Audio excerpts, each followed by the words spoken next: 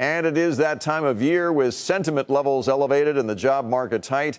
Many folks are heading out to buy new homes. But if you're going to an open house this weekend, hold on to your wallets. It's getting much harder to afford a house. Diana Olick has that story from Washington for us tonight. In the heart of spring, it is the perfect storm. Home prices, interest rates, housing demand, all rising amid a critical shortage of homes for sale. It's slamming affordability and causing more buyers this spring to overstretch. Affordability is projected to weaken this year at the fastest pace in a quarter century, according to Arch Mortgage Insurance. Affordability, which is based on a homeowner's monthly payments, weakened by 5% in the first quarter of this year and could weaken by another 10% by the end of the year. Some markets will be worse. The average monthly house payment in Tacoma, Washington could increase 25%. In Baltimore and Boston, up 21%.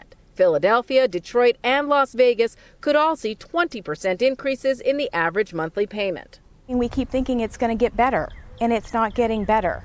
Teresa Taylor has been selling homes for almost a decade and says she is seeing more buyers than ever getting in over their heads.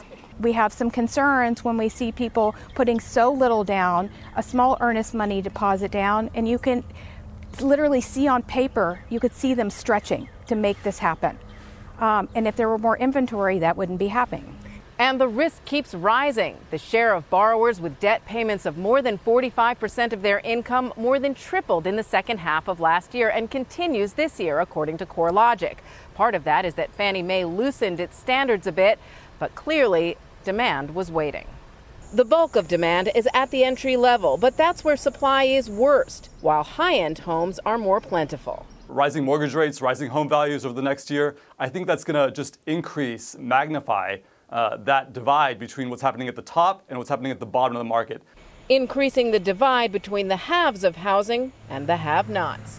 For Nightly Business Report, I'm Diana Olick in Washington.